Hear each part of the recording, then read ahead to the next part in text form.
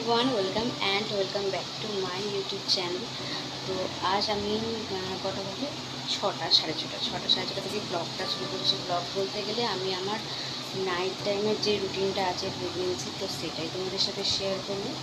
তো এখন বাজে হচ্ছে 6টা 20। তো এখন থেকে আমি কী করবো না করবো সব কিছু তোমাদের সাথে শেয়ার করবো। আজকে আর সকাল থেকে আমি ব্লগটা শুরু করতে পারিনি, কারণ সকালে একটু কাজের পরিমাণ একটু চাপ বেড়ে গেছিলো। তো যাই হোক, এখন থেকে আর কি ব্লগটা শুরু করছি। এরপর থেকে যা করবো না করবো সব কিছু তোমাদের সাথে শেয়ার করবো। চলো পুরো ব্লগটা দেখতে থাকবো। তো এখন যাব হচ্ছে একটু গা ধুতে। তো এখানে এই যে একটা রাতে পরবো বলে পাতলা নাইটি নিয়ে নিয়েছি, আর এই যে সুথল, আর একটা তেল, আর এই যে সাবান, আর এই যে ব্রাশ তো সকালে করি। আর এখন তো প্রেগনেন্সির মধ্যে তো দু টাইম ব্রাশ করতে বলেছে ডাক্তার। আর সুতলটা নিয়েছি কারণ যেহেতু গরম আর এখন গা হাতে তো প্রচুর পরিমাণে চুলকানি হয়, তো ওই জন্য সুতলটা নিয়ে নিয়েছি। একবারে গা হাত পা ধুয়ে ফ্রেশ হয়ে এই যে একটু সুতল লাগিয়ে নেবো। আর তেলটা নিয়ে নিয়েছি। তেলটা এখন তো সব সময় ময়শ্চারাইজ রাখতে হয় শরীরকে, ওই জন্য একটা তেল নিয়ে নিয়েছি। আর এই যে ব্রাশ, ফ্রেশ হয়ে একটু মুখটাও আবার একবার ধুয়ে নেবো, যেহেতু দুপুরে নানা রকম সব কিছু তো খাওয়া দাওয়া হয়। চলো ফ্রেশ হয়ে আসি, তারপর তোমাদের সাথে আবারও দেখা হচ্ছে। তো গা ধুয়ে ফ্রেশ হয়ে চলে এসেছি। আর এই যে পাউডার লাগিয়ে নিচ্ছি, এটাও আমার ডাক্তারি পাউডার, ডাক্তারে বলেছিল। তো গায়ে কিছুদিন আগে প্রথম তো র্যাশ মতন বেরোছিলো, তো এই পাউডারটা আমি বলে আনিয়েছি। আর এটা ডেলি রাতে আমি ইউজ করি, বিকজ যেহেতু প্রচুর গরম।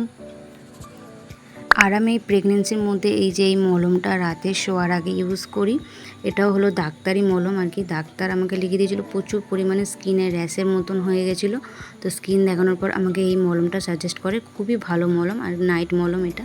তো খাওয়া দাওয়া কমপ্লিট করে নিয়েছি, আর প্লেন খাবারই খেয়েছি যেহেতু প্রচুর পরিমাণে গরম। জল ঢালা ভাত খেয়েছি, তো সেটা তোমাদের সাথে শেয়ার করে নিই। তো যাই হোক, এই যে এবার হেয়ারে একটু তেল লাগিয়ে নিচ্ছি।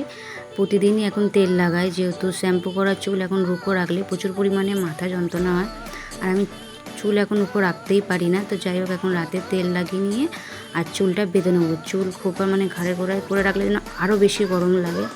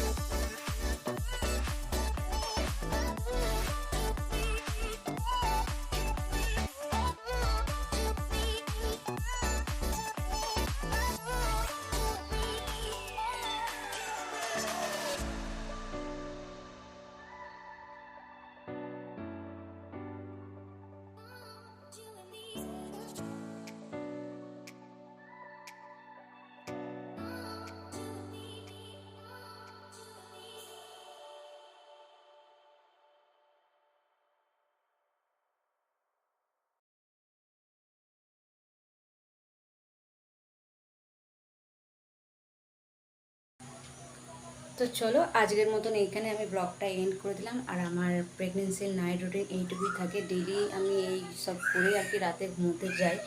আর যে পরিমাণে গরম দেখো না, কী যে ঘামছি। আর এই যে মলমটা আছে না, যেই মলমটা দেখালাম, তো সেই মলমটা মাখলে আরও বেশি ঘাম দেয়। আর প্রেগনেন্সির জন্য এখন আমি এই মলমটা ইউজ করি। আর এই মলমটা ইউজ করলে এই যে স্কিন দেখো একদম ক্লিয়ার একদম হয়ে থাকে। এটা আমার ডাক্তারি মলম। তো যাই হোক, আজকের মতন ছোটোখাটো এইটুকুই ব্লগ তোমাদের সাথে শেয়ার করতে পারলাম। দেখা হচ্ছে অন্য কোনো নতুন ব্লগে। ততক্ষণের জন্য সুস্থ থাকবেন, ভালো থাকবেন, আর প্লিজ আমার চ্যানেলটাকে সাবস্ক্রাইব করে দেবেন। টাটা।